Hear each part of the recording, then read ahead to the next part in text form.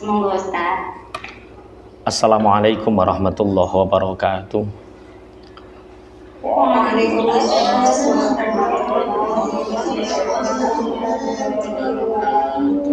Bismillahi masyaallah la yasukul khaira illallah. Bismillahi masyaallah la yasrifus su'a illallah. Bismillahi masyaallah ma kana min ni'matin fa minallah. Bismillahi masyaallah la haula wala quwwata illa billah. Alhamdulillahi wa kafa. Wassalatu wassalamu ala sayyidina Muhammadinil Mustafa wa ala alihi wa ashabihi alladzina hum ahlut tuqa wan naqwa wan najah, amma ba'du. Yang kami takzimkan segenap pengasuh, pengurus Majelis Tilawati, Bapak Ibu hadirin wal hadirat. Pagi ini kami ingin membacakan satu makalah yang diutarakan oleh Abu Bakar As-Siddiq radhiyallahu anhu. Kami kutip dari kitab Nashaikhul Ibad Shahifah 59. Qala Abu Bakrin As-Siddiq, ma min abdin razaqahullahu asyra khisalin illa wa qad naja minal afati wal ahati kulliha. Sayyidina Abu Bakar As-Siddiq mengatakan bahwa seorang hamba yang diberi 10 keadaan ini, maka orang itu dipastikan selamat dari semua mara bahaya, semua ahad wal afat, semua mara bahaya dan bencana. Semoga Allah senantiasa menolong kita dari terdampak afat wal ahad. Allahumma amin ya rabbal alamin. Siapa yang diberi oleh Allah 10 hal ini, dia akan diberi keselamatan dari afat. Wasara fi darajatil muqarrabin, dan orang ini dijadikan orang yang dekat dengan Allah, mempunyai derajat muqarrabin, wa nala darajatal muttaqin, dan memperoleh derajat muttaqin. Apa 10 hal itu? Awaluha sidqun daimun ma'ahu qalbun qani'un. Yang pertama, orang yang diselamatkan dari afat, mara bahaya, bencana, itu adalah orang yang diberi rasa jujur dalam hatinya dan rasa qanaah. Jujur dan qanaah, 2 hal ini berada dalam satu orang, orang ini akan selamat dari bencana. Akhir-akhir ini zaman semakin akhir, dipastikan kejujuran semakin langka. Orang semakin mudah menipu demi kenyangnya perut. Makanya kejujuran ini ojo ngandel wong-wong sing muni jujur itu hancur. Itu satu kamuflase bahasa yang mengecoh kita. Siapa yang jujur, mujur. Siapa yang jujur, mujur, bukan hancur, mujur. Di masa-masa sahabat, kemudian tabi'in, kemudian tabi'in, di mana masa itu kejujuranlah sangat menjadi prioritas. Dulu ada seorang tabi'in yang bernama Yunus bin Ubaid. Beliau profilnya itu sebagai pedagang kain. Dagangannya laris karena memang yang dijual kualitas sesuai harganya, sehingga patut bagi banyak pengusaha untuk mengidolakan beliau, Yunus bin Ubaid. Suatu saat Yunus bin Ubaid ini mau sholat. Kemudian beliau meminta kepada khodamnya untuk menggantinya. Tolong gantikan aku untuk menjual kain ini. Ketika Yunus bin Ubaid ini melaksanakan sholat duha, ternyata ada seorang badui datang ke tokonya, melihat-lihat kain. Kemudian di situ ada kain yang indah. Ini kain ini pasti mahal. Pelayan Yunus bin Ubaid ini sudah tersenyum, ini pasti belinya mahal ini.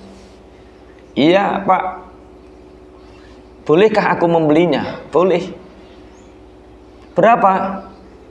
Bapak beraninya berapa? Ya sudah, 400 dirham ya. Dengan sangat semangat, pelayannya Yunus bin Ubaid ini memberikan kain itu 400 dirham. Padahal mestinya kain itu harganya hanya 200 dirham. Ketika Yunus bin Ubaid keluar dari masjid, Tahu-tahu ada seorang badui membawa kain yang dia sangat kenal. Iki mesti nek tuku ning tokoku iki. Dicelai, didekati sama Yunus bin Ubaid. Bapak, ini beli di toko sana ya? Kok tahu? Ya tahu. Harganya berapa, Pak? Ini murah sekali. Berapa harganya? 400 dirham. Kaget ini Yunus bin Ubaid. Bagaimana murah sekali? Wong ini harga jualnya hanya 200 dirham mestinya. Wah, ini pelayan ini gimana? Ini seandainya Bapak Ibu, seandainya nih kita yang punya toko ini, kita yang punya kain ini, BIP-nya harga pokok produksinya hanya 150 dirham, dijual 400 dirham, kira-kira seneng apa susah? Mesti nih seneng. Tapi karena kejujuran Yunus bin Ubaid ini, dia mengatakan, Bapak, pangapunten, kain yang Bapak beli ini bukannya murah, tapi mahal banget. Ini mestinya harganya hanya 200 dirham. Mari Bapak ke toko lagi, tak kembalikan yang 200 dirham. Tidak Kak, tidak. Saya sudah terlanjur seneng sama kain ini. Biarlah, karena di tempat kampung halamanku kain seperti itu harganya 500 dirham. Tidak Pak, ayolah pergi ke toko lagi. Akhirnya dipaksa sama Yunus bin Ubaid, dikembalikanlah uang yang 200 dirham. Dibawa. Orang Badu ini tambah senang. Kemudian Yunus bin Ubaid mengatakan kepada pelayannya, Kak, dalem Bapak, jangan seperti itu lagi. Orang mukmin itu punya harta yang berharga. Apa? Kejujuran. Sekali seseorang mukmin menciderai orang mukmin yang lain, maka sungguh kemukminan kita ini mudah terampas. Jangan kotori keimanan kita, jangan kita mengotori agama kita Islam ini dengan kebohongan. Tolong jangan diulangi lagi. Saya tidak bohong Pak, kan yang minta dia sendiri 400 dirham. Dia akan senang. Iya, tapi suatu saat orang itu akan mengetahui bahwa harga yang sebenarnya adalah 200 dirham. Akhirnya pelayan ini minta maaf. Dari kisah ini betapa mulia orang-orang terdahulu. Ini zaman tabi'in. Ini tidak dosa. Dalam transaksi muamalah seperti ini tidak dosa.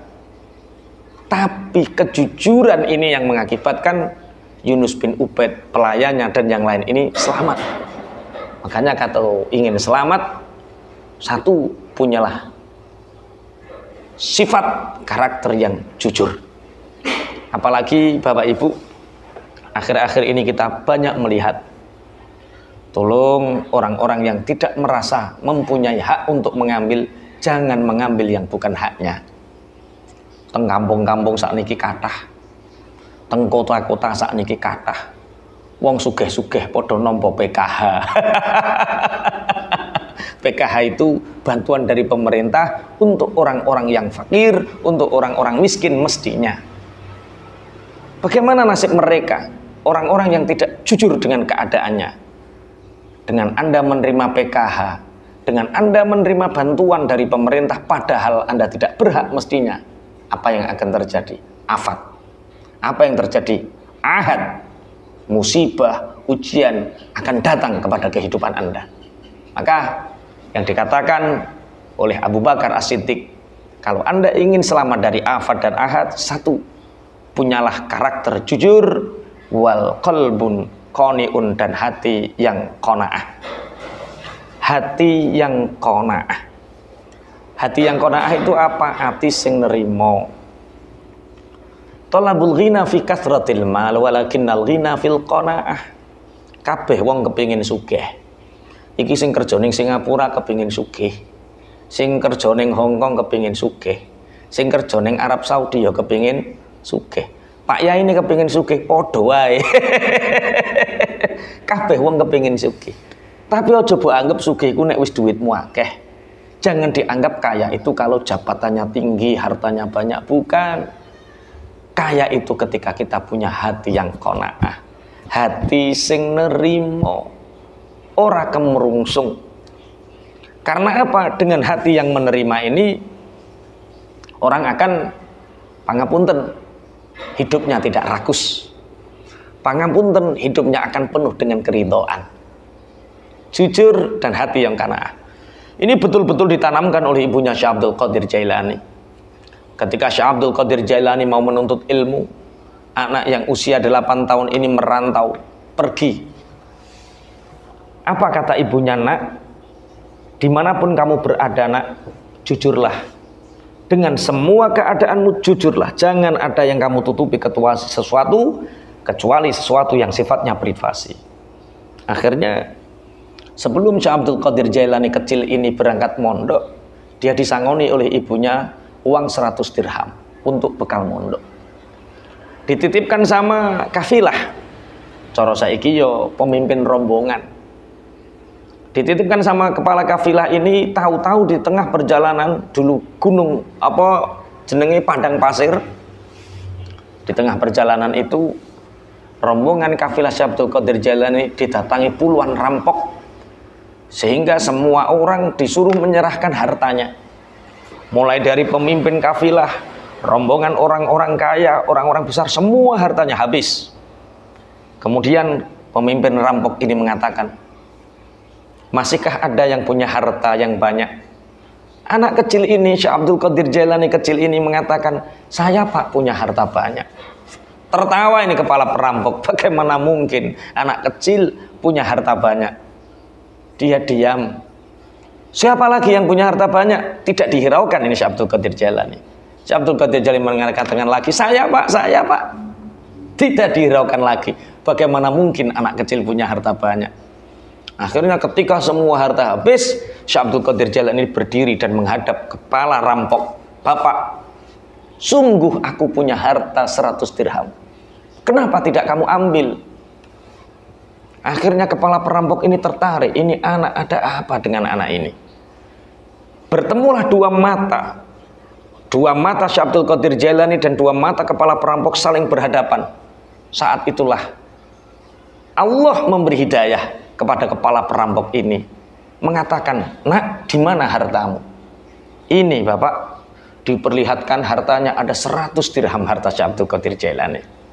Sejak saat itu menangis terseduh-seduh. Kenapa engkau memberikan kepada kami hartamu? Syekh Abdul Qadir Jailani menjawab, ibuku berwasiat kepadaku, dalam keadaan apapun jujurlah dan bernerimalah, qanaahlah dengan segala keadaan. Ya, kepala perampok ini tertunduk. Jujurlah dengan keadaanmu. Jangan pernah engkau membohongi Tuhanmu. Jangan pernah engkau membohongi dirimu. Jangan engkau berkhianat terhadap Tuhanmu dan dirimu. Perkataan Syekh Abdul Qadir Jailani ini menghunjam dalam hati pimpinan perampok ini, menangis terseduh-seduh dan mengatakan kepada puluhan anak buahnya, wahai para pengawalku, sungguh anak kecil ini menunjukkan jalanku yang benar. Harta diberikan kepada kafilah semua. Mulai hari ini aku akan menjadi pengikut anak kecil ini kemanapun dia menuntut ilmu, aku akan membersamainya, tergantung kalian. Akhirnya puluhan perampok ini taubat, ikut pemimpinnya ikut Syekh Abdul Qadir Jailani. Usia 8 tahun Syekh Abdul Qadir Jailani sudah menobatkan banyak orang. Karena apa? Kejujuran dan hati yang qanaah. Qanaah itu lawan dari rakus. Rakus dengan optimis itu dua hal yang berbeda. Rakus itu mengambil bukan haknya, ingin menguasai sesuatu yang bukan haknya, itu rakus. Atau kecenderungan hati yang terlalu berlebihan kepada dunia untuk memilikinya, itulah rakus. Makanya kula pesen datang konco-konco jamaah majelis tilawati, ayo punyalah hati yang qanaah. Sapa wong atine sing qanaah, dia itu orang yang paling kaya. Saya teringat teman-teman tahun 97 ketika itu saya menghafalkan Alfiyah Ibnu Malik, kitab Alfiyah itu 1000 bait. 1000 bait. Saat itu ada pegawai dinas sosial datang ke rumah, menawarkan satu alat bantuan. Mas, saman rak cacat, nggih. Sikile rak polio, nggih. Ini ada alat yang mestinya harganya saat itu 12 juta. Ini ada bantuan dari pemerintah, tebus harganya hanya 95.000. Alatnya itu namanya teman-teman, namanya bris. Bris itu alat penyangga kaki yang anak polio itu kalau menggunakan alat itu nek melaku ketok ganteng di kayak kabel, di kayak penyangga. Kalau sekarang saya tanya alat bris itu harganya 24 juta hari ini. Saat itu hanya 95.000. Jenenge bocah nom. Mesti yo kepingin yo ndahe gantenge timbang nek mlaku nyekeli sikil kok gak kepenak, nganggo alat mesti ketok ganteng. Saya matur sama ibu, ini yang diajarkan ibu saya. Mbok, enten alat mbok regane asline 12 juta. Kanggo wong cacat kaya aku nek nganggo sepatu engko ketok ganteng, ora ketok nek cacat. Alate bris kon nebus 90.000. Apa kata mbok? Nak, jangan pernah engkau menutupi sesuatu yang pasti terjadi terhadap dirimu. Sampan iku cacat nak gak popo. Sampan itu hanya istimewa. Mbok iku wedi nak. Nek sampan sok gede ketok ganteng, ana bocah wedok sing seneng dadak ngerti sampan cacat, akhirnya gak sida. Hidup seadanya nak. Qanaah, nerimo, insyaallah dengan kekonaan hatimu Allah akan mengganti yang lebih baik. Akhirnya betul Bapak Ibu, ternyata tahun 2007 aku yo disenengi cah wedok yo ayu, saiki dadi punyaiku. Lah teman-teman, pangapunten, teman-teman yang menutupi sampai hari ini, pangapunten, ternyata yang mencintai pun kecewa karena tidak memperlihatkan keadaan yang sebenarnya. Maka qanaahlah, qanaah. Dengan qanaah maka kehidupan ini akan menjadi lebih baik. 10 rizki yang Allah berikan kepada orang ini, maka dia akan selamat dari afat, mara bahaya, bencana. 1, kejujuran dan hati yang qanaah. Yang kedua, watsani sabrun kamilun ma'ahu syukrun daimun. Yang kedua adalah punya sabar yang sempurna dan bersamaan dengan syukur yang abadi. Sabar dan syukur, 2 hal yang saling berkaitan. Kenapa? Sabar gandengane karo syukur. Orang sering membahas bahwa ketika kita dapat nikmat maka kita bersyukur. Kalau kita dapat ujian maka kita bersabar.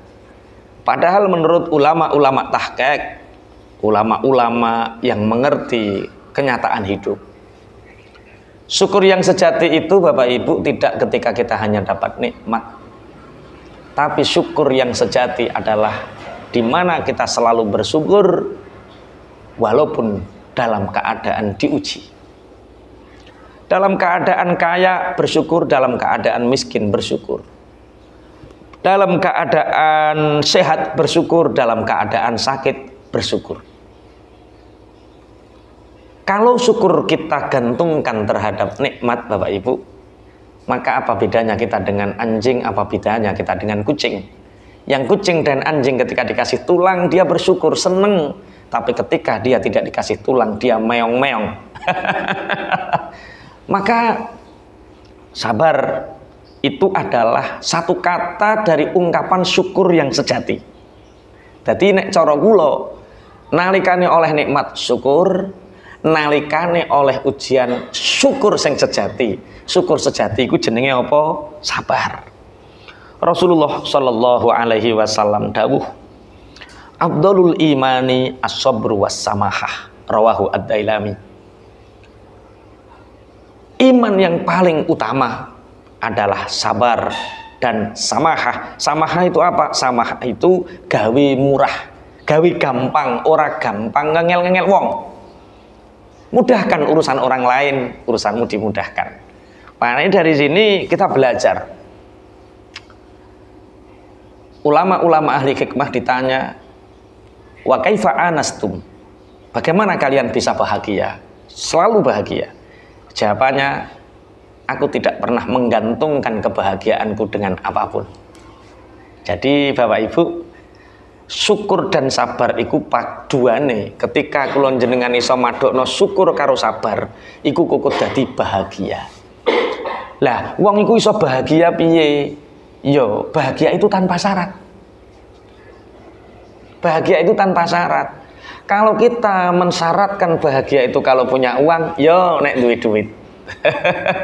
Kalau kita mensyaratkan bahagia itu istri nurut, yo nek nurut. Suami bener, yo nek bener. Anak apik, yo nek apik. Jadi bahagia itu apa? Ya bahagia itu tanpa syarat. Sayyidina Umar bin Khattab niku pernah jalan-jalan. Melaku-melaku jalan-jalan. Ketemu kali sahabat yang lain ditanya, "Kaifa bika ya khalifata Rasul? Kaifa bika ya Amirul Mukminin? Kaifa bika ya Amirul Mukminin?" Bagaimana kabarmu wahai Amirul Mukminin Sayyidina Umar bin Khattab? Sayyidina Umar bin Khattab menjawab, "Raditu billahi rabba wa bil islami dina wa bi Muhammadin nabiyya wa rasulah." Pokoknya nek Gusti Allah cek pangeranku, Nabi Muhammad nabiku, Islam agamaku, semua baik-baik saja. Semua baik-baik saja. Makanya Bapak Ibu, jenengan agama cek Islam, tasik bahagia.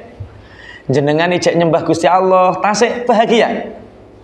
Jenengan ijek napa nek ngarani duwe Kanjeng Nabi Muhammad, tasik bahagia. Jangan ada yang perlu dikhawatirkan, jangan perlu ada yang diresahkan. Makanya sekali lagi kula namung ngajak ayo bahagia tanpa syarat. Apa resep bahagia tanpa syarat tadi? Kenapa sampai Sayyidina Abu Bakar mengatakan bahwa sabrun kamilun ma'ahu syukrun daimun ini menghilangkan semua afat, menghilangkan semua bencana, mara bahaya, segala kekhawatiran akan hilang. Karena sabar dan syukur perpaduannya akan menjadi bahagia. Bahagia itu tanpa syarat, karena kebahagiaan itu akan mendatangkan banyak fadilah rizki. Gak percaya, kita buka kitab Riyadhus Shalihin. Rasulullah Shallallahu Alaihi Wasallam menceritakan dulu zaman Bani Israel ada 3 orang yang sama-sama diuji. Satu orang yang terkena penyakit lepra, penyakit gatel, yang penyakit gatel ini menjadikan jari-jarinya terputus, kulitnya busuk dan lain sebagainya. Datanglah malaikat, sing malaikat iku membo menungso. Ditanya, "Piye Pak kabare Pak?" "Kabar kok takone kabar. Aku iki penyakitan lepra, dikucilkan dari masyarakat, aku terbuang sehingga tidak ada yang mau menemani aku." Siri malaikat, "Kalau Bapak punya permintaan yang mustajab, punya permintaan yang akan diberikan oleh Allah, kira-kira Bapak minta apa?" "Aku meminta agar penyakit lepraku ini disembuhkan." Akhirnya malaikat ini memegang bagian tubuh orang yang penyakit lepra ini. Akhirnya penyakitnya sembuh. Setelah penyakitnya sembuh, Bapak, seandainya Bapak diberi permintaan, langsung diberi, Bapak minta kekayaan berupa apa? "Aku meminta unta." Dikasihlah unta yang sedang hamil. Saat itu kemudian orang lepra yang sudah menjadi tampan, kemudian punya unta, kemudian beranak pinak, sehingga masyhurlah ada orang kaya baru, OKB. Punya unta banyak. Suatu saat ada lagi orang botak, badannya gatal, kemudian tidak cukur rambut, botak, dan baunya busuk, sehingga orang botak ini juga dikucilkan. Bertemu dengan malaikat ini lagi, permintaannya adalah ketika botaknya hilang, penyakit kulitnya hilang, disentuh sama malaikat, akhirnya botaknya sembuh. Minta apa beliau? Orang botak ini minta sapi. Dikasihlah sapi betina yang hamil. Nek hamil rak wong, nek sapi apa jenenge? Bunting. Kok kaya hamil sing menghamili wong. bunting. Dikasih sapi yang bunting. Akhirnya dari sapi ini lahirlah banyak sapi, sehingga orang botak ini juga menjadi orang yang tampan dan kaya raya, punya peternakan sapi. Yang terakhir adalah orang yang buta. Dalam kebutaannya ini dia meminta agar dia disembuhkan dan meminta kambing saat itu. Meminta kambing. Dikasih Ketiganya ini orang lepra, orang botak, orang buta ini menjadi kaya raya di daerahnya masing-masing. Suatu saat malaikat ini datang lagi, tapi membo bukan orang kaya, tapi membo orang lepra. Mendatangi orang yang dulunya penyakitan lepra, tapi sekarang kaya raya. Minta Pak, minta apa? Mohon berikan aku 1 unta untuk bekal perjalananku nanti. Hai orang lepra, apa kamu nggak tahu bahwa unta-unta ini adalah hasil kerja kerasku? Enak-enakan jaluk, enak-enakan hanya mendoakan. Pergi sana kerja, jangan ngerepoti orang. Maaf Pak, saya hanya orang yang punya penyakit lepra dan saya hanya ingin melanjutkan perjalanan. Tolonglah beri 1 unta. Jujurlah, dulu Bapak juga pernah punya penyakit lepra dan kemudian sembuh dan kemudian sekarang menjadi kaya sebab keberkahan doa seseorang saat itu. Tidak, dari dulu aku sudah kaya, dari dulu aku sudah tampan. Malaikat ini mengatakan, kalau Bapak bohong, maka Bapak akan menjadi orang yang lepra lagi dan jatuh miskin lagi dan terkucilkan. Saya tidak bohong, kalau bohong nggak apa-apa, saya jadi lagi. Saat itulah malaikat ini pergi dan kemudian orang lepra ini berangsur-angsur kulitnya membusuk, kemudian untanya mati. Ini akibat apa? Dia tidak pernah bersyukur ketika mendapat nikmat, dia tidak pernah bersabar ketika mendapatkan ujian. Bahagia tanpa syarat. Orang botak juga sama, kejadian yang sama dengan yang lepra. Tapi orang yang buta, ketika diminta 1 kambing, kamu tidak hanya dapat 1. Berapa yang kamu minta? Ambillah, karena dulu saya juga pernah buta. Saya juga pernah miskin. Maka beri, ambil. Apa yang kamu inginkan, ambil. Sehingga berkat kedermawanannya, kejujurannya, qanaah, syukur dan sabarnya, si buta ini selamanya menjadi orang kaya, selamanya menjadi orang yang tampan. Bapak Ibu sekalian, dari sedikit cerita ini yang dikatakan Abu Bakar As-Siddiq akan menjadi nyata di kehidupan kita. 10 hal yang bila kita dikasih oleh Allah 10 hal ini, maka kita akan terbebas dari penyakit afat dan ahad. Tidak akan ada mara bahaya dan bencana dalam kehidupan kita. Yaitu yang pertama adalah kejujuran yang abadi disertai dengan hati yang qanaah. Yang kedua adalah sabar yang sempurna bersamaan dengan syukur yang abadi. Wa tsalitsu fakrun daimun ma'ahu zuhdun hadirun. Yang ketiga adalah ketika kita diberi fakir tapi punya rasa zuhud. Zuhud itu apa? Zuhud itu menjauhi perkara yang haram, menjauhi perkara yang syubhat. Ibu bapak, kita boleh fakir tapi kita nggak boleh mencuri. Kita boleh fakir nggak punya apa-apa, tapi kita harus punya pribadi yang kuat untuk tidak merampok, untuk tidak melacurkan diri, untuk tidak korupsi, untuk tidak mengambil hak yang bukan hak kita. Rasulullah Muhammad sallallahu alaihi wasallam dawuh, al-fakru syainun indan nas wa azyanu indallah. Fakir itu kelihatannya hina di depan manusia, tapi fakir itu akan menjadi penghias bagi Allah. Bapak Ibu, nanti orang-orang fakir itu diberi surga oleh Allah dengan surga yang sangat indah. Sehingga nanti di mahsyar orang-orang akan bertanya kepada para malaikat, itu surga milik siapa? Itu surga milik siapa? Apakah milik para nabi dan rasul? Mereka menjawab tidak. Apakah surga itu milik para siddiqin, syuhada, sholihin? Mereka menjawab tidak. Lalu itu surga milik siapa? Dijawab, itu adalah surga milik orang-orang fuqara, milik orang-orang fakir yang senantiasa bersabar, zuhud, tidak mencuri, tidak melacur, tidak merampok. Rasulullah Shallallahu Alaihi Wasallam juga bersabda, ya ma'syarul fuqara, uqtullahar ridho min qulubikum. Wahai golongan orang-orang fakir, berilah Allah ridho dari hati kalian. Jadi najan orang duit kudu ridho.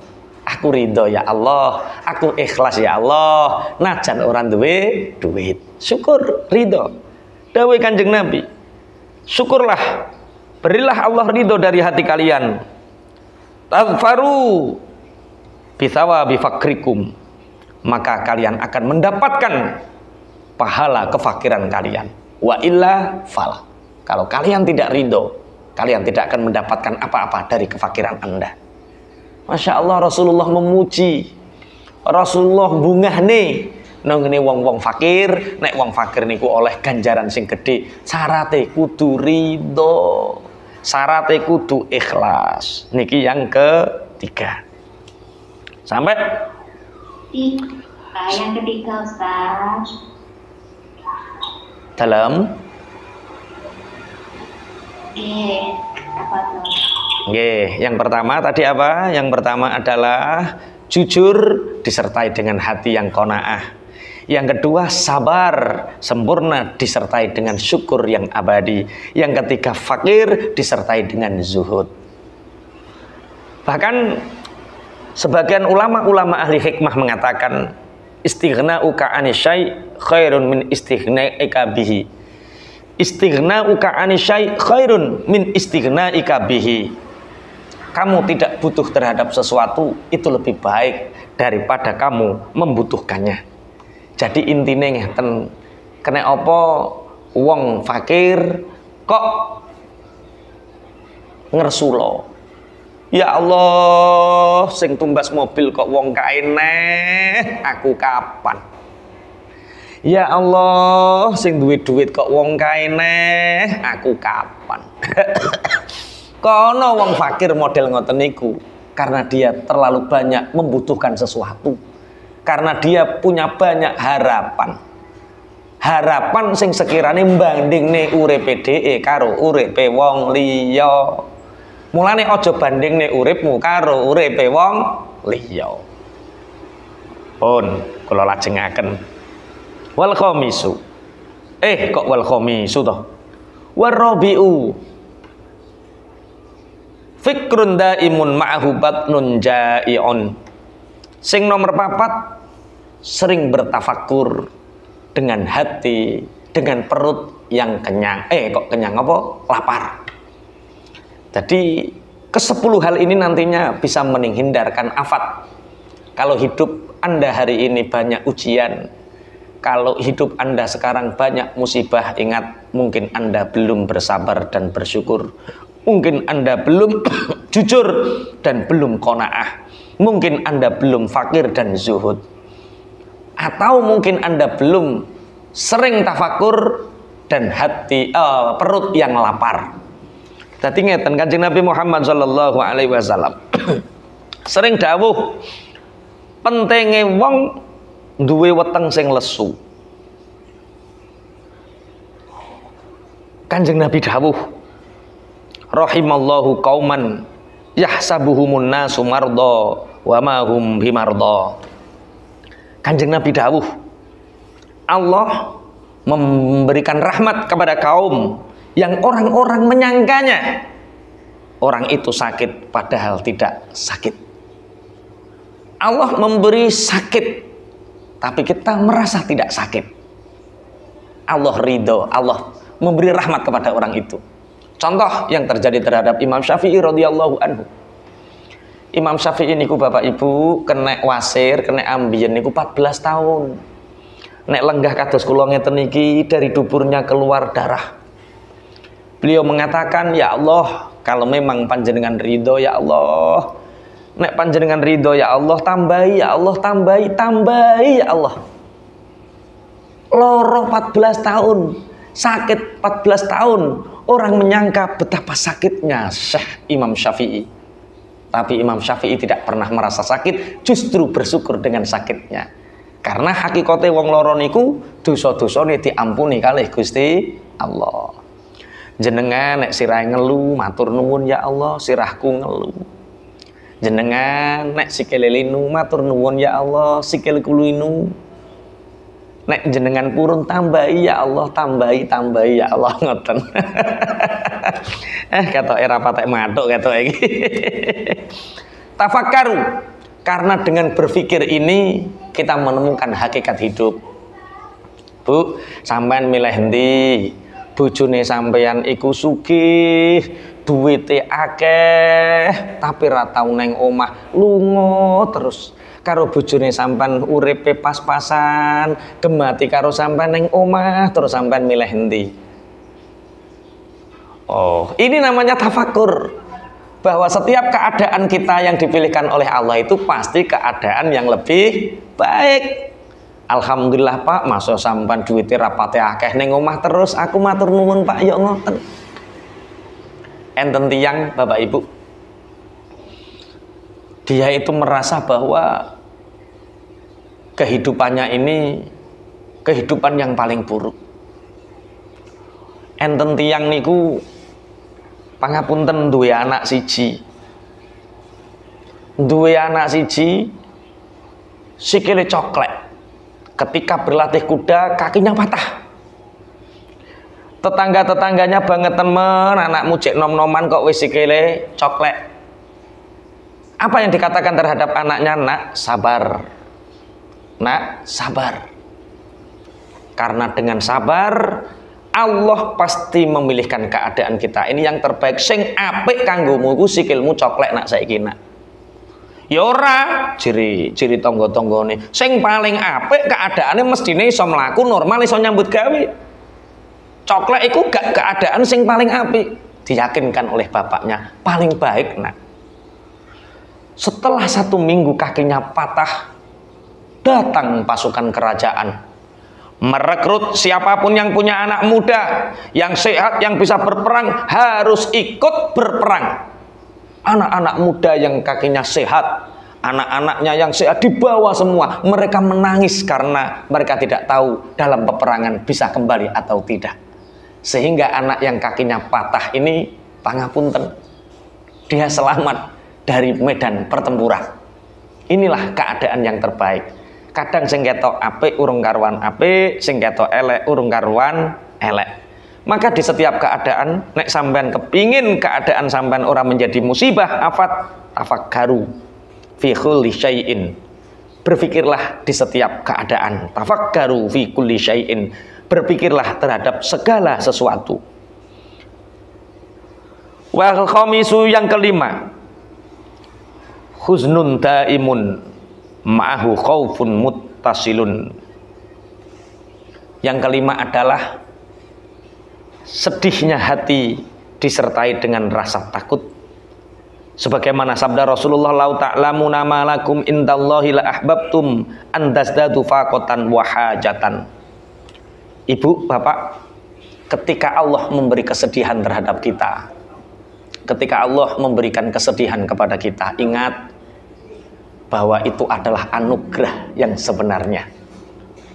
Sampai Kanjeng Nabi dawuh, seandainya kalian mengerti apa yang ada, yang terjadi, yang diberikan Allah terhadap kalian, terhadap Allah kepada kalian, maka kalian pasti akan mencintai untuk ditambahinya faqah dan hajah itu. Dadi ngeten, lumrahe wong normal sehat iku luwih apik tinimbang sakit. Lumrahe wong normal, perkara sehat iso nyambut gawe, perkara sehat iso ngasilno ma'isyah, perkara sehat iso ngrumat anak putu. Ketoke sehat iku luwih apik tinimbang sakit. Tapi seandainya kata Rasulullah, lau ta'lamuna ma indakum, lau ta'lamuna ma indakum la ahbabtum an tazdadu faqatan wa hajatan. Seandainya kalian bisa tahu takdirnya Allah bisa kalian singkap, maka kalian pasti akan mengharapkan takdir hari ini yang terjadi. Bu, misal bu, bapak, misal kita mengeluh terhadap keadaan kita sekarang. Contoh, kerja, corona, bangkrut hari ini. Wong ora kepingin badi. Dadak pas wayah keadaannya sampan bangkrut. Umpama tabir takdire Allah iku dibuka dan sampan ngerti apa yang terjadi, maka bangkrut itu pasti lebih Anda pilih daripada badi. Soalnya mungkin wayah corona, wong-wong padha bangkrut, bojone sampean badi dhewe, dadak akeh rondo-rondo padha ditinggal bojone sampean dadak wayah telu piye terusan.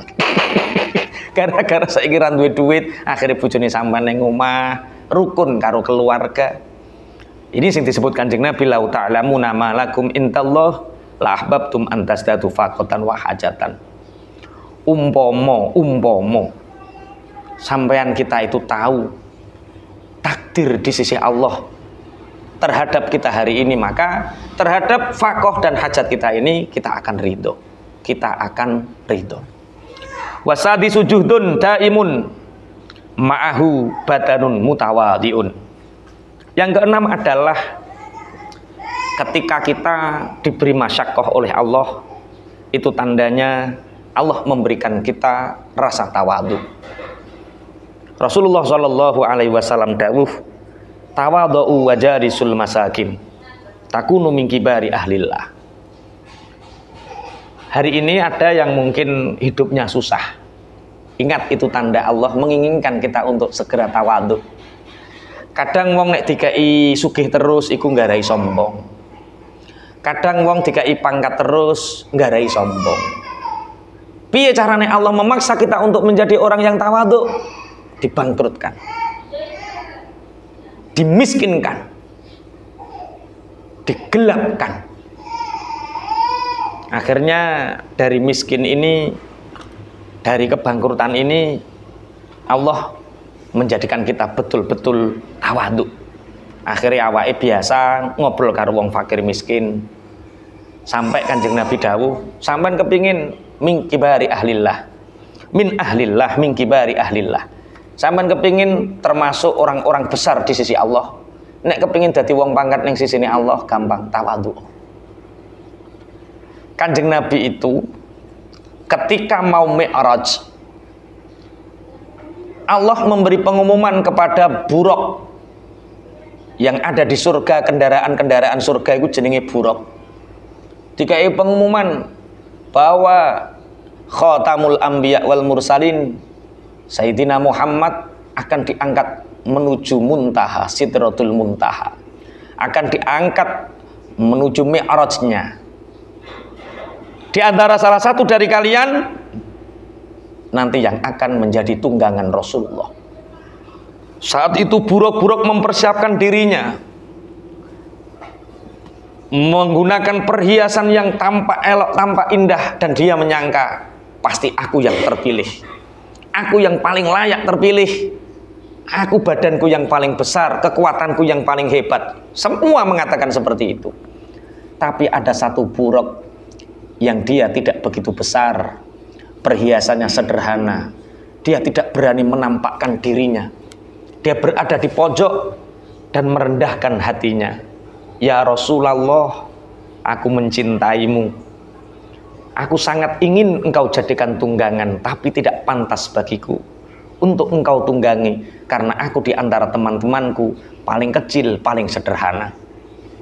Akhirnya apa yang terjadi? Dengan ketawaduannya inilah buruk ini justru dipilih oleh malaikat Jibril karena dia punya nurul basirah dengan Rasulullah Muhammad sallallahu alaihi wasallam.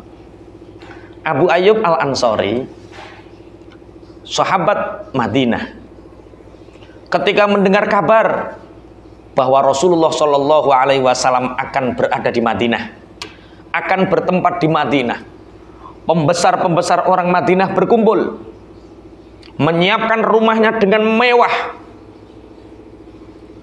memapak Rasulullah paling barisan depan, memegang kendali unta Rasulullah dan mengatakan, monggo Kanjeng Nabi pinarak teng dalem kula. Ya Rasulullah, monggo pinarak teng dalem kula.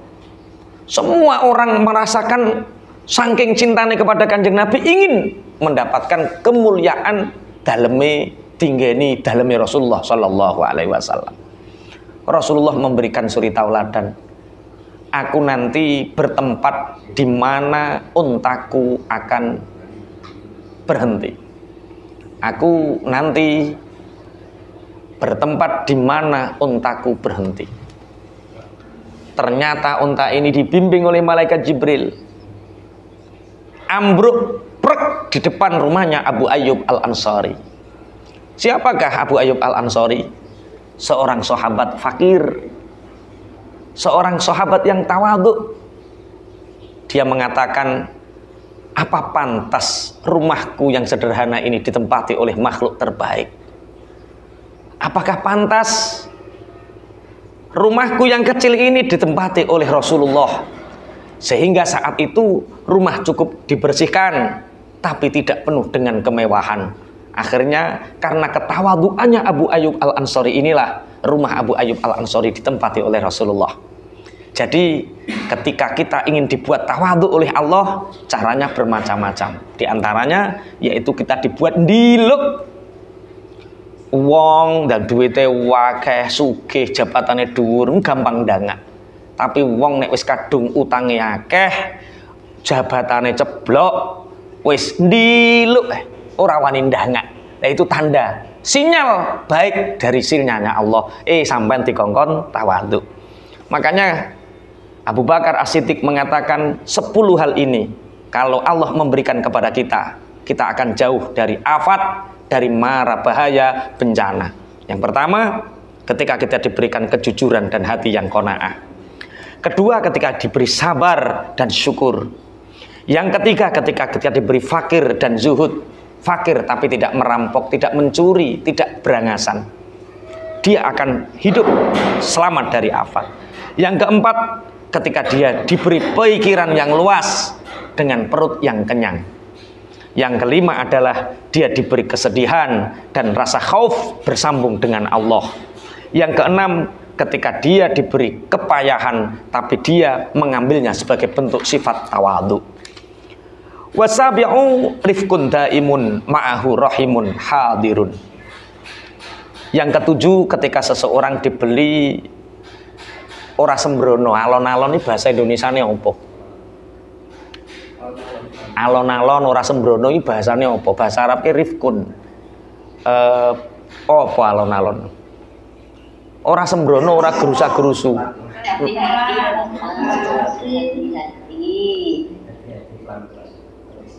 Oh, berhati-hati pelan-pelan. Ya wes, yang penting paham ngono wae. Pokoke ora gerusa-gerusu. Pernah dalam satu karya Syekh Mustafa Al-Ghulayyani mengatakan, manil aqilah. Siapakah wanita yang cerdas? Wanita yang cerdas adalah wanita yang dia tidak tergesa-gesa mengambil sikap, wanita yang tidak kesusu membeli, tidak kesusu membuang, tidak kesusu. Jadi ciri khas kebodohan itu kesusu. Kesusu niku tergesa-gesa. Lah, lawan daripada kesusu ajalah adalah rifqah. Jadi ketika ada seseorang yang punya kehati-hatian dan dia punya kasih sayang yang selalu dihadirkan, itulah orang yang selamat. Rasulullah Shallallahu Alaihi Wasallam dawuh, innama yarhamullahu min ibadihir ruhama. Allah memberikan kasih sayang dari hambanya, hamba yang suka mengasihi orang lain. Ibu, bapak, pangapunten, afat terjadi karena kesembrononan. Saking pingine sugih ditawari, Anda mendapatkan hadiah 150 juta. Seneng ditawari ono link. Saking kepingin oleh duit 100 juta, 150 juta, segera datangi ATM terdekat Anda. Saking kepingin nggawa ATM. Diikuti. Padahal iku ono penagihan dan pengeluaran. Ditransfer rekeninge entek 10 juta ilang, nangis sembrono, enenge afat perkara sembrono. Anda ingin mendapatkan umroh gratis, bayar 2 juta untuk pengurusan paspor dan meningitis. Syaratnya mencari orang untuk bayar 2 juta lagi. Golek wong nerkenek 2 juta oleh wong 2 juta ping 20 wis 44. Masya Allah, jebule ketipu. Lah wong ketipu perkara sembrono, tidak berhati-hati. Maka datangnya afat karena kesembrononan. Selamat dari afat, berhati-hati dan selalu punya kasih sayang. Ibu pangapunten, bapak pangapunten, jenengan nate mboten mengalami bangun tidur ngerti-ngerti sumpek, utawa ora tangi turu jam 10:30 isuk idep-idep sumpek, aku ki salah apa to terai, ana apa kok ngerti-ngerti sumpek, gak ngerti sebabnya, budreken gak ngerti sebabnya. Ketika kita merasakan budreken sumpek gak ngerti sebabnya, itu tanda Anda belum berbuat baik untuk orang lain. Iku tandanya sampean gung berkasih sayang kepada orang lain. Carane untuk menghilangkan itu gampang. Kalau punya uang 5.000, 10.000, bawa keluar, kasihkan kepada siapapun yang mau. Kalau tidak punya uang, ada orang yang mau sabrang jalan, sabrangke. Atau tidak punya uang, tidak punya tenaga, cukup ketemu dengan orang, senyum, sumpekmu hilang. Iku resep carane ngilangi sumpek sing ora dikenaweruhi sebabe. Itu sing disebutno Kanjeng Nabi, innama yarhamullahu min ibadihir ruhama. Allah memberikan kasih sayang kepada orang-orang yang memberikan kasih sayang kepada orang lain. Nek pingin diwelasi Allah, ya welaso karo wong liya. Wasaminu hubbun daimun ma'ahu hayaun hadirun. Yang kedelapan, orang yang terhindar dari mara bahaya bencana adalah orang yang selalu mencintai Allah dan selalu punya rasa malu kepada Allah. Rasulullah Shallallahu Alaihi Wasallam bersabda, kullukum yuhibbu ayyadkhulal jannah. Kalian semua itu ingin masuk surga. Qalu na'am, ya Rasulullah, kami semua ingin masuk surga. Qala aksiru minal amal. Apa jawab Rasulullah? Jangan panjang angan-angan, muluk cita-cita, ojo kakean khayalan tingkat tinggi, maka kalian bisa masuk surga. Wa athbitu ajalakum baina absarikum. Dan tetapkanlah ajal kalian di antara mata kalian. Jadi ciri Kanjeng Nabi, nek sampean kepingin mlebu swarga, nggih Kanjeng Nabi kula kepingin mlebu swarga, ojo kedawan angen-angen. Kemudian yakinlah bahwa kematianmu ada di depan matamu. Wastahyu minallahi haqqal haya, dan malulah kepada Allah dengan sepenuhnya malu. Qalu ya Rasulullah, kulluna nastahyi minallah. Ya Rasulullah, kita ini sudah malu sama Allah. Qala laisa kadzarik. Bukan seperti itu malu. Laisa kadzalika al haya'u minallah, walakinal haya'u minallah antan sawul maqabir. Malu kepada Allah itu artinya kalian tidak melupakan kuburan kalian. Wal bila, tidak melupakan kalian ini akan menjadi bangkai. Dadi isin karo Allah iku arep nglakoni maksiat, isin soalnya aku sesuk nek mati piye. Arep korupsi, arep garong, arep mabuk, arep zina, isin sesuk nek mati kepriye. Wa alla tansahul jaufa wa ma wa'a, dan kalian tidak melupakan perut dan apa yang masuk di dalamnya. Hati-hati Bapak Ibu kerja teng Hongkong, teng Singapura, teng Arab, sing hati-hati sing didahar niku halal apa haram niku maksude izin kalih Allah. Kemudian wa alla tansawur ra'sa wa ma hawa. Apa yang kita lihat dari pandangan mata ini sing mbok wasi iku halal apa haram izin. Wa man istaha karamatal akhirah yada'u zinatad dunya hunalika istahya al abdu minallah wa hunalika asaba wilayatallah. Barang siapa yang menginginkan kemuliaan akhirat, maka dia akan meninggalkan perhiasan dunia. Orang atau hamba yang seperti inilah orang yang punya rasa malu kepada Allah sebaik-baiknya malu. Wa tasyu ilmun nafi'un ma'hu jamalun daimun. Yang ke-9, orang yang diselamatkan dari afat adalah orang yang punya ilmu yang bermanfaat, kemudian dengan ilmunya dia berhias. Termasuk ngaji, Bu. Ngaji ngeten iki penting. Terus Kanjeng Nabi, jangan tinggalkan Raudhatul Janan. Sahabat tanglet Raudhatul Janan niku napa ya Rasulullah? Taman-taman surga.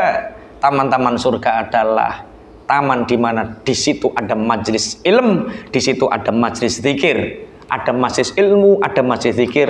Penuhi disitulah tempat taman surga. Lah nek online kaya ngene iki piye Pak? Wallahu a'lam.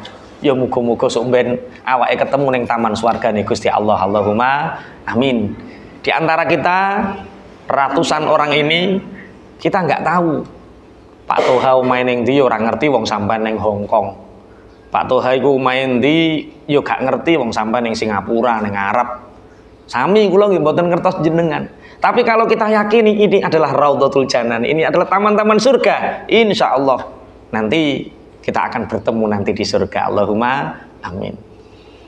Tapi sok ben ning akhirat yo ngaji maneh Bu ya. Kok ndang aku ra eling ngaji saking penake swarga ndang godaki widodari ya. Tidak menerima tamu 100 tahun. Pun Raudhatul Janan adalah jadi ngeten.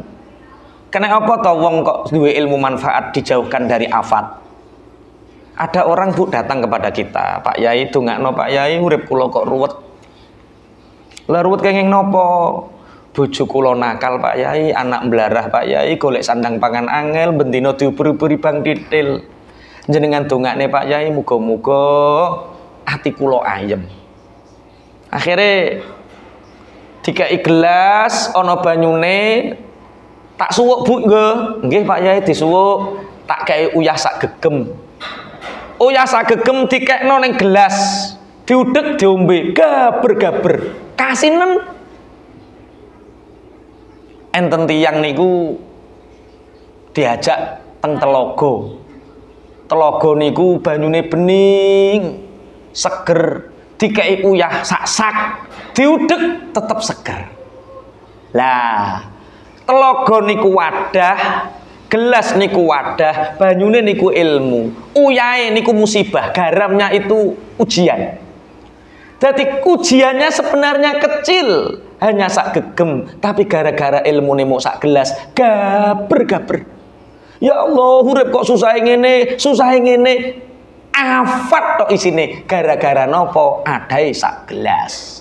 Lah nek wong duwe ilmu ngaji ngeten iki adahe sak telaga, masa ujiane sak-sak rong karung garam tidak akan menjadikan rasa hidupnya menjadi gaber-gaber, tetep rasane seger. Paham nggih maksudnya nggih? Ilmun nafiun. Wal asyiru yang terakhir. Yang terakhir adalah imanun daimun ma'ahu aklun sabitun. Bapak Ibu, orang yang dijauhkan dari afat adalah orang yang beriman dan punya akal yang sempurna. Tadi kalau sering ditanggleti, apa yang bisa menyelesaikan masalah? Dua, apa? Iman dan strategi. Iman itu keyakinan, akal itu strategi. Allah punya langit, Allah punya bumi. Jadi untuk menyelesaikan sesuatu butuh keimanan dan butuh strategi. Jadi 10 hal ini menurut Sayyidina Abu Bakar yang bisa menghindarkan kita dari afat, bencana, mara bahaya, ujian hidup yang bertubi-tubi. Anda ingin selesai afatnya, Anda ingin selesai ahadnya, masalah yang bertubi-tubi selesai. Bencana hilang, mara bahaya disingkirkan oleh Allah kalau kita punya 10 hal. Satu, yaitu ketika kita punya kejujuran dan hati yang qanaah. Kita jujur, hati qanaah, urusan selesai. Wong kok kena afat perkara rakus, kepingin menguasai, akhir sembrono kena afat, kena musibah. Sing nomor loro, ketika kita punya kesabaran dan punya syukur. Hidup itu selesai kalau kita punya syukur dan sabar. Duwe bojo ayu, sing lanang mrongo, sing lanang syukur, sing wedok sabar. Dua orang yang sama-sama masuk surga. Yang laki-laki masuk surga karena syukurnya, yang perempuan masuk surga karena sabarnya. Yang kedua, sabar dan syukur. Yang ketiga, yaitu ketika kita diuji dengan kemiskinan tapi kita tetap zuhud. Kita boleh miskin tapi nggak boleh mencuri. Kita boleh miskin tapi nggak boleh merampok. Kita boleh miskin tapi nggak boleh melacur. Kita boleh miskin tapi nggak boleh reno-reno. Kefakiran tidak menghalangi kita untuk bahagia. Karena bahagia itu sebenarnya tanpa syarat. Isyak billah, selalu nyaman dengan Allah dimanapun.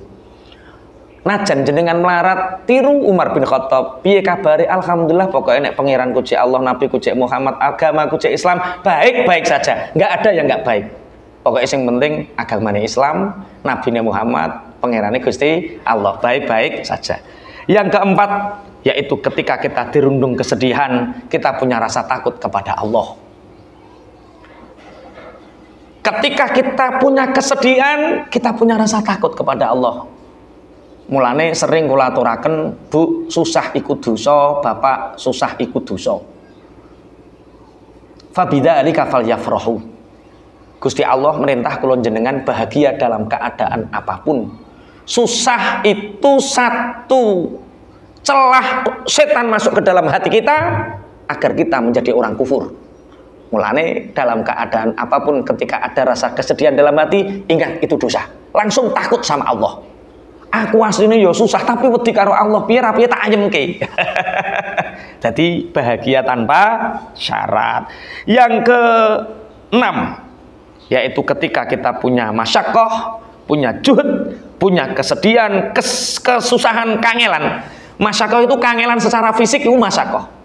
Ketika kita diuji kangelan fisik, maka kita yakin bahwa di situ kita menjadi orang yang tawadhu. Dipaksa oleh Allah menjadi orang tawadhu. Jenengan kerja teng luar negeri kok ngerasa kangelan, ingat itu tanda Allah menginginkan kita untuk tawadhu. Dan tawadhu ini sumber keberuntungan. Kaya Abu Zakaria Al-Ansori, kaya Buruk zaman Kanjeng Nabi, kaya Gunung Tursina yang dipilih oleh Allah mendapatkan kitab Taurat karena dia merasa gunung kecil di antara gunung-gunung besar yang lain. Tawadhu. Nek dikai kangelan urip dadi wong sing tawadhu. Sing nomor 7, tidak sembrono, selalu berhati-hati dan punya rasa kasih sayang. Ingat, nek sumpek tiba-tiba datang tanpa sebab, segeralah berbuat kasih sayang untuk orang lain. Sumpekmu hilang, uripmu kepenak. Yang kedelapan adalah mencintai Allah dan punya rasa malu kepada Allah. Yang ke-9 adalah selalu belajar ilmu dan mengamalkannya.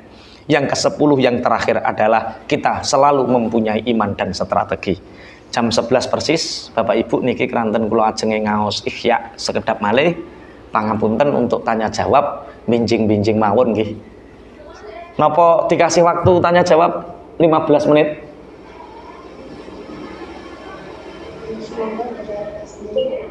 Nggih, pripun? Monggo dari Bapak Ustaz. Nggih, monggo setunggal kalih mawon nggih menawi wonten pertanyaan kawula sumangkaaken. Mas. Mohon izin nggih Bapak Ustaz. Semoga kepada jemaah tamu undangan mungkin yang ada pertanyaan bisa disampaikan kepada beliau Bapak Ustaz. Sebutkan nama dari perwakilan majelis mana dan passwordnya SPT fi Kolbi. Barakallah, Allahu Akbar. Monggo pertanyaan dibuka dari sekarang. Assalamualaikum jamaah. Waalaikumsalam warahmatullahi wabarakatuh. Tafadhol, mungkin ada hadirin tamu undangan kan untuk menyampaikan pertanyaan.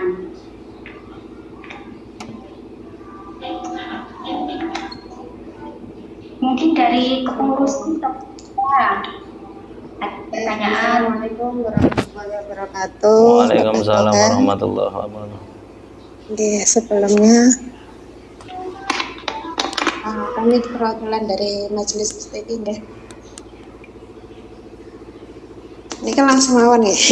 Puntennya saya terang ya. Dari penjelasan Abah tadi menjelaskan soal ketika kita merasakan bangun tidur, merasakan sesuatu yang kurang gitu. Nah, dari itu ataukah bisa dibilang suatu tanda atau peringatan dari Allah untuk kita untuk melakukan suatu kebaikan, misalnya tadi memberikan bantuan kepada orang lain atau yang lain gitu. Apakah itu suatu tanda atau peringatan dari Allah untuk diri kita ngoten? Oke, saderenge matur suwun. Barakallah ilmu-ilmunya. Akhirul kalam, wassalamualaikum warahmatullahi wabarakatuh. Waalaikumsalam warahmatullahi wabarakatuh. Memang Ibu, ketika Allah mencintai hamba, Allah akan selalu memberi peringatan. Di antara peringatan Allah terhadap hambanya adalah ketika hamba ini kurang banyak beribadah, kurang banyak berbuat baik untuk orang lain, mungkin saulan iku dhewe mikir awake dhewe terus gak mikirne wong liya. Mungkin dhewe mikir wetenge dhewe, gak mikir wetenge wong liya. Maka Allah akan memperingatkan kepada kita. Kliknya apa? Tiba-tiba atine sumpek. Tiba-tiba atine sumpek. Nah, saat itulah Allah menginginkan kita saat itu segera dafatan wahidah. Saat itu juga segera ngapi wong. Ndang bagi sedekah, atau membantu orang nyabrangkan ke jalan raya, atau mungkin hanya senyum saja nggak apa-apa. Allah akan menghilangkan segala kegundahan itu. Itu memang peringatan Ibu, sebagaimana dawuh Kanjeng Nabi, innama yarhamullah min ibadihir ruhama. Sungguh Allah itu memberikan kasih sayang kepada hamba-hamba yang mau berkasih sayang. Mungkin ada yang lain, monggo. Silakan pada jamaah, silakan tamu undangan. Assalamualaikum warahmatullahi taala wabarakatuh. Waalaikumsalam warahmatullahi wabarakatuh. Esteki fi qalbi barakallahu.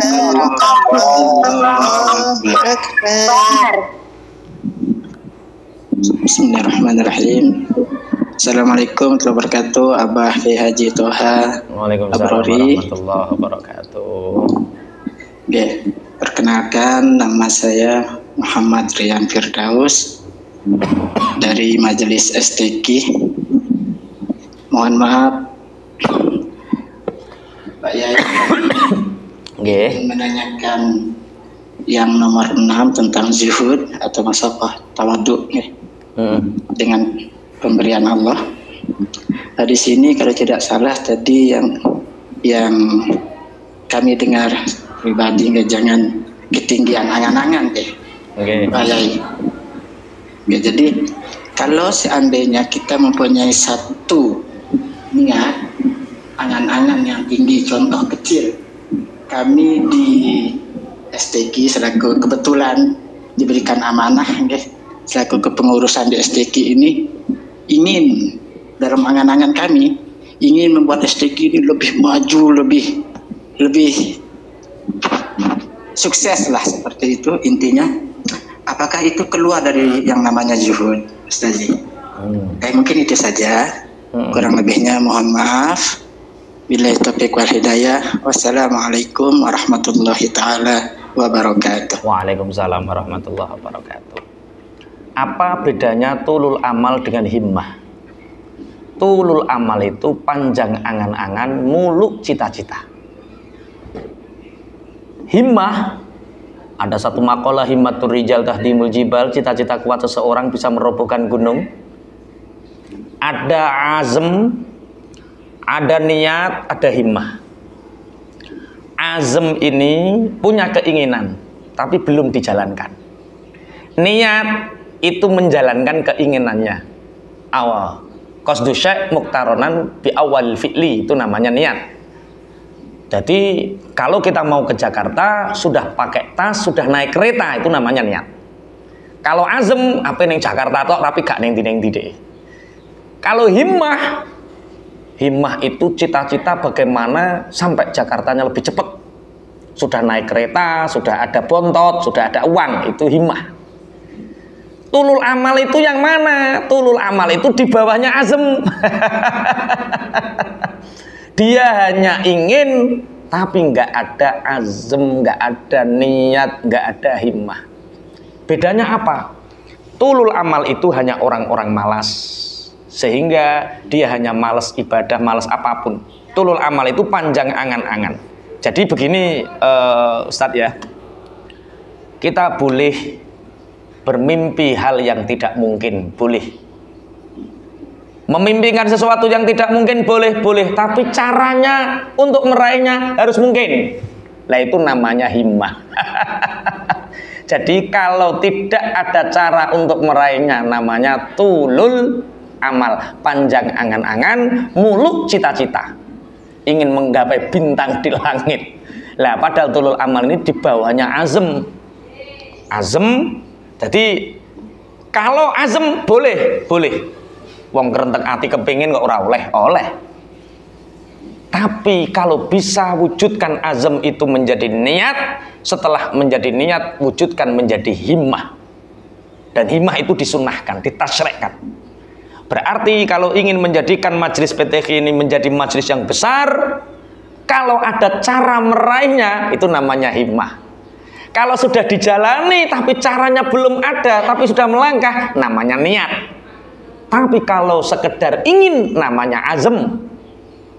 Tapi keinginan yang tidak mungkin, namanya khayalan tingkat dewa. Lah, tulul amal itu khayalan itu. Nggih. Paham nggih? Insyaallah. Nggih. Terima kasih. Sekiranya sudah dirasa cukup atau lagi? Ya, terima kasih. Waalaikumsalam warahmatullahi wabarakatuh. Nggih. Semua ini yang menuntut lebih tinggi estetik, orang yang mendapatkan apa dari Allah itu yang berilmu dan berhias dengan ilmunya. Itu sebenarnya yang berhias ilmu itu maksudnya diwujudkan dalam gimana gitu Ustaz. Jadi orang yang punya ilmu itu kehidupannya akan selalu dihiasi dengan ilmunya. Mengamalkan ilmu itu menjadi hiasan hidupnya. Contoh orang yang berilmu makan itu punya adabnya makan, baca bismillah, tangan, makanan yang halal dan lain sebagainya. Sehingga dengan ilmunya ini dia akan menjadi indah di mata dirinya dan di mata orang banyak. Ta'allam fa innal ilma zainun li ahlihi wa fadlun wa inwanun li kullil mahamidi. Itu dawuhnya Sayyidina Ali. Ta'allam, belajarlah, fa innal ilma zainun li ahlihi, sesungguhnya ilmu itu akan menjadi hiasan bagi orang yang mengamalkannya. Semakin Anda berilmu, semakin Anda akan tampak cantik dengan akhlaknya. Semakin Anda berilmu, semakin Anda tampak gagah dengan amal ibadahnya. Fa innal ilma zainun li ahli wa fadlun, dengan ilmu Anda menjadi orang yang utama. Wa inwanun, dengan ilmu Anda akan terjaga dari semua benteng-benteng keburukan. Likulil mahamidi, dan dengan ilmu Anda akan mendapatkan semua sanjungan tentang kemuliaan. Itu maksudnya penghias, Ibu. Bisa dipahami ya? Alhamdulillah. Terima kasih. Mari kita berdoa bersama-sama. Semoga apa yang kita hajatkan senantiasa dikabulkan oleh Allah dalam ridhonya, dalam rahmatnya, dan semoga apa yang kita cita-citakan senantiasa dikabulkan oleh Allah. Kita diberi ridho, rahmat, rezeki yang melimpah, dijauhkan dari afat dan ahad, diberikan 10 anugerah yang disebutkan oleh Sayyidina Abu Bakar tadi. Al-Fatihah. A'udzubillahi minasyaitonir bismillahirrahmanirrahim. Alhamdulillahirabbil alamin arrahmanirrahim maliki yaumiddin iyyaka na'budu wa iyyaka nasta'in ihdinas siratal mustaqim siratal ladzina an'amta 'alaihim ghairil maghdubi 'alaihim waladdallin.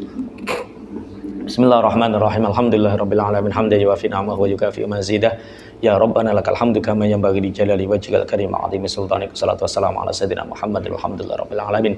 Allahumma aslih qulubana wa azil 'uyubana wa tawallana bil husna wa zayyina bit taqwa waj'al lana khairal akhirah wal ula warzuqna ta'ataka ma baqaitana. Allahumma yassir lana lil yusra wa jannibna al usra wa a'idna min syururi anfusina wa min sayyiati a'malina wa a'idna min adzabil nari wa adzabil qabri wa min fitnatil mahya wal mamati wa min fitnatil masiihad dajjal. Rabbana atina min ladunka rahmatan wa hayyi lana min amrina rasyada. Rabbana atina fid dunya hasanah wa fil akhirati hasanatan wa qina adzabannar. Wa sallallahu ala sayidina Muhammadin subhana rabbika rabbil izzati amma yasifun wa salamun alal mursalin walhamdulillahi rabbil alamin. Bisiril Fatihah. Alhamdulillah masyaallah.